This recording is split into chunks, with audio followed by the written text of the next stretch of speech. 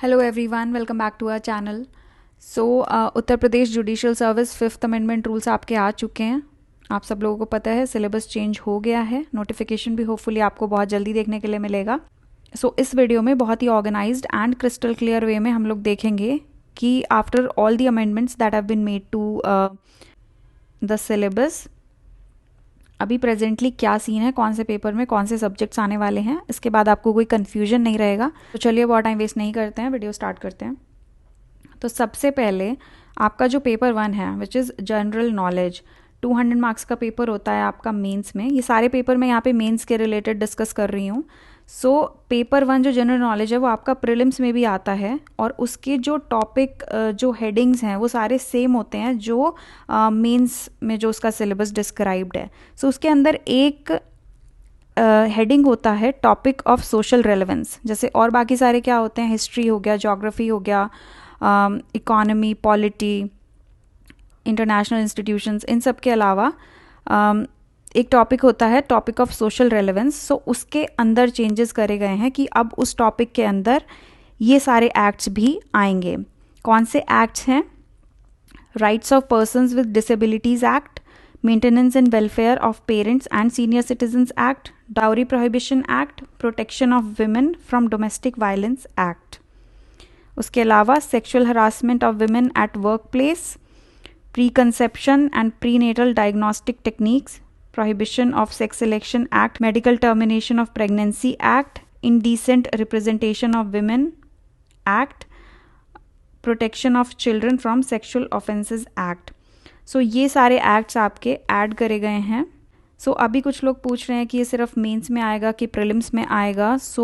क्योंकि अलग से उन लोगों ने प्रीलिम्स मेंशन नहीं करा है, बट क्योंकि जो मेन हेडिंग्स हैं सिलेबस के वो सेम होते हैं, सिमिलर होते हैं प्रीलिम्स और मेंस के जनरल नॉलेज के पेपर के, ऐसा हो सकता है कि वो प्रीलिम्स में भी इनमें से क्वेश्चन पूछें। तो आप लोग एक बार प्रीलिम्स के पॉइंट ऑफ व्यू से भी ये चीज़ पढ़ के जाइएगा, बिकॉज अगर आ गया तो आप ये क्लेम नहीं कर पाएंगे कि आउट ऑफ सिलेबस था। इट्स बेटर कि आप पढ़ के जाएं।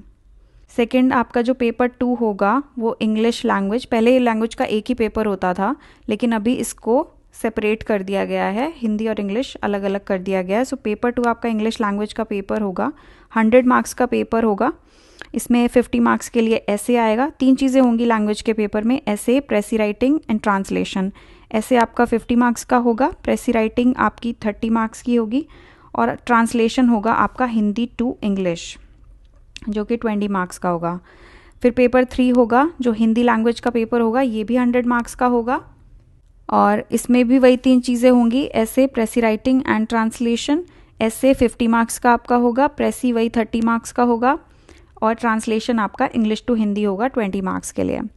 उसके बाद यहाँ से पेपर 4 आपका, यहाँ से लॉ पेपर स्टार्ट होते हैं। पेपर 4 आपका सब्सटैंटिव लॉ का पेपर होगा जिसे लॉ पेपर 1 भी बोलते हैं। इसमें 10 क्वेश्चंस आते हैं, आपको 6 क्वेश्चंस करने होते हैं, 1 और 2 क्वेश्चन कंपलसरी होता है। जो फर्स्ट क्वेश्चन रहेगा वो कॉन्स्टिट्यूशनल लॉ से रहता है और कॉन्स्टिट्यूशनल अपने आप में 50 मार्क्स का इस पेपर में आता है और 150 मार्क्स की बाकी सारी चीज़ें आती हैं। ये सारे सब्जेक्ट्स हैं जो इस पेपर में आते हैं।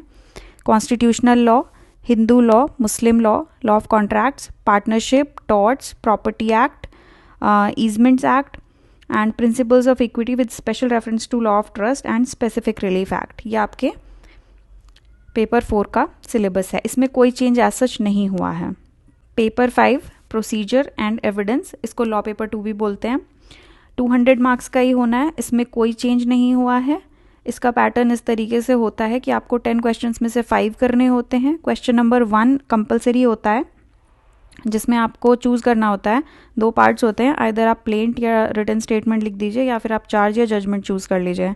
उसके बाद आपके सेक्शंस होते हैं, section A, B, C, civil procedure code, evidence और क्रिमिनल प्रोसीजर कोड का आपका एक सेक्शन रहेगा। हर एक में 3-3 क्वेश्चन रहेंगे और आपको हर एक सेक्शन से एटलीस्ट एक क्वेश्चन तो अटैम्प्ट करना ही होता है। इस तरीके से आपका पेपर 5 होता है, इसमें कोई चेंज नहीं हुआ है। पेपर 6 में आपके चेंजेस हुए हैं, जो काफ़ी मेजर चेंजेस हैं वो हम देख लेते हैं।